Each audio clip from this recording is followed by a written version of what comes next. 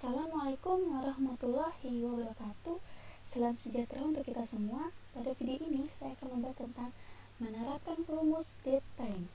Di sini sudah saya bagikan dalam dua kategori. Yang pertama rumus date, kita akan menghitung fungsi date, fungsi day, fungsi month, dan fungsi year. Lalu kita akan menghitung rumus time yang mana fungsi hour, fungsi minute, fungsi second, dan clock days. Yang pertama kita akan mencari rumus date terlebih dahulu, yang mana fungsi date-nya ini kita permisalkan saja menggunakan bulan 1, tanggal 1 bulan 2 tahun 2020. Lalu di sini kita ubah semuanya ya. Di sini saja dulu kita ubah menjadi date tanggal kalender Indonesia, tanggal bulan tahun. Sini kita 30, kita permisalkan saja 54, 60, 77, 80. Jadi maksudnya adalah 30 hari setelah tanggal 1. Nah, bagaimana cara untuk mendapatkan tanggalnya? Tanggal yang akan datang setelah 30 hari dari tanggal 1.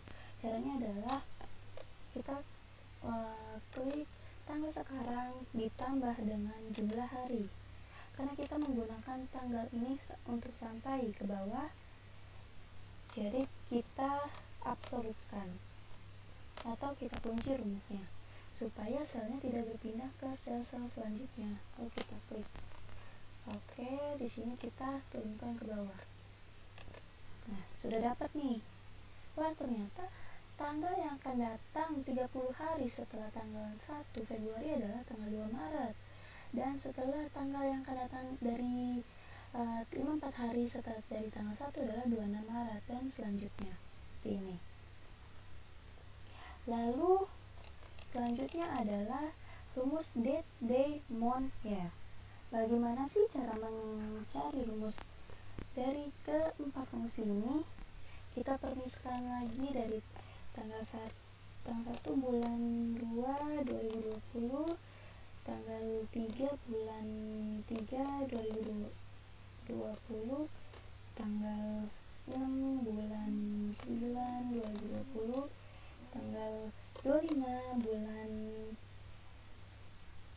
10 2020, tanggal 12 bulan 5 2020, tanggal 8 bulan 12 2020. Di sini kita ubah lagi ya menjadi long date aja, kita klik long date tadi. Lalu kita perbesar kolomnya. Nah, cara menghitung rumus day ini adalah sama dengan klik day, kurung tutup, kolom ini. Kita klik sama dengan. Kita klik enter. Nah, di sini kita langsung turunkan ke bawah saja. Namun kita tidak perlu absolutkan sel karena kita akan menggunakan sel-sel berikutnya. Jadi tidak perlu diabsolutkan, terkecuali seperti halnya yang sebelumnya kita absolutkan karena kita menggunakan sel A13 ini. Sedangkan untuk days ini kita menggunakan sel-sel per dari sel A per kolom. Jadi ternyata udah ketahuan nih, oh berarti day-nya itu adalah tanggal 1. Lalu di sel kedua, kolom kedua day-nya adalah tanggal 3 dan selanjutnya. Lalu di sini month sama seperti rumus day, bedanya adalah fungsinya aja, nama fungsinya, tapi caranya sama.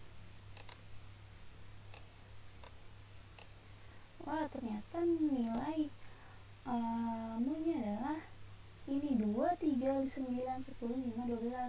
Kok bisa sih 2? Ya, kita lihat di sini. Oh, benar. Bulan 2 adalah bulan Februari. Jadi harinya adalah tanggal 1, bulannya adalah bulan kedua. Lalu selanjutnya kita cari year-nya dengan cara klik year, lalu sama seperti sebelumnya. kita turun ke bawah. Oh, kok sama sih tahun 2020 nya, karena di sini date-nya kita menggunakan tahun 2020 semua. Jika di sini kita menggunakan tahun 2019, maka year-nya akan berubah di tahun 2019. Begitupun dengan kolom-kolom selanjutnya. Setelah kita menghitung rumus date, selanjutnya kita akan menghitung rumus time. Bagaimana menghitung rumus time? Di sini sudah saya sediakan format jamnya supaya kita langsung saja di kolom lama ini. Rumusnya adalah jam selesai, waktu selesai dikurangi dengan waktu mulai. Lalu kita ke bawah. Oh iya, di sini kita ubah formatnya dulu menjadi format time. Di sini bisa kita blok ya. Nah, klik more, format cell, lalu kita klik time. Klik time pilih yang jam, menit, dan detik. Lalu kita klik OK. Di sini juga sama. Jadi kita samakan semua time-nya yang ini. Lalu kita klik OK.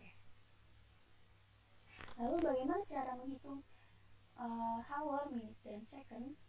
Caranya adalah kita klik sama dengan hour, lalu kita klik selama, dan kita turun ke bawah. Lah, kok ini hasilnya 0 semua? Karena kan tadi kita memblok semua sel ini, sedangkan jamnya kita hanya memerlukan angka aja, kayak berapa jam, 3 jam, 4 jam, 5 jam, dan seterusnya. Kita tidak perlu menentukan waktu. Jadi pertama adalah kolom ini kita generalkan, lalu hasilnya akan berubah kan.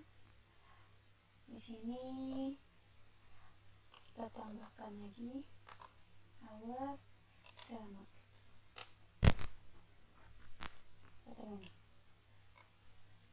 sudah berubah karena animasinya seperti ini. Nah, berarti kita bisa tahu nih lamanya adalah 3 jam, sejam, 2 jam. Lalu selanjutnya rumus minute.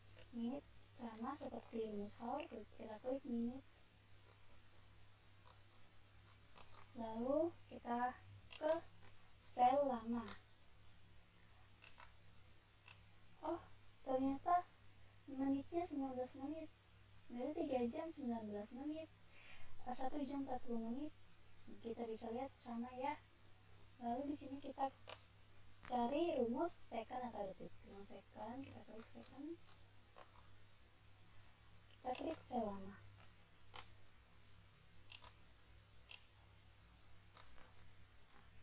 Nah, seperti ini. Berarti di sini kita bisa simpulkan bahwa dari jam 8 sampai jam 11 itu memakan waktu 3 jam 19 menit 37 detik. Di sini kita bisa lihat ya, 3 jam 19 menit 37 detik sama. Lalu selanjutnya adalah menghitung rumus network base. Fungsi network base. Fungsi network base ini digunakan untuk menghasilkan nilai jumlah seluruh hari kerja di antara tanggal awal dan tanggal akhir. Hari kerja itu 5 hari dalam seminggu, Senin sampai Jumat. Lalu bagaimana sih cara menghitung jumlah hari kerja? Di sini kita sudah siapkan tabelnya. Caranya adalah klik sama dengan net work days, lalu kurung buka, mulai kerja, kita kasih tanda titik 2 koma sebagai tanda pisah spasi, lalu kita akhir kerja lagi titik 2 koma dan absen. Kenapa tidak titik 2? Karena kalau titik 2 itu berarti artinya sampai. Jadi misalkan G20 sampai G25, berarti G20 titik 2 G25. Sedangkan kalau titik koma itu untuk memisahkan, berarti G20 H20 I20, seperti itu. Lalu kita klik enter dan kita copy ke bawah. Oh, ternyata jumlah hari kerja dari tanggal 2 sampai tanggal 30 Juli dan absennya hanya di tanggal 12 Juli itu adalah 21 hari kerja dia. Nah, seperti ini. Sudah selesai tutorial pada perhitungan rumus daytime. Kurang lebihnya mohon maaf. Bila taufiq wal hidayah. Wassalamualaikum warahmatullahi wabarakatuh dan salam sejahtera untuk kita semua. Apabila ada pertanyaan, silakan bertanya di bawah kolom komentar ini. Terima kasih.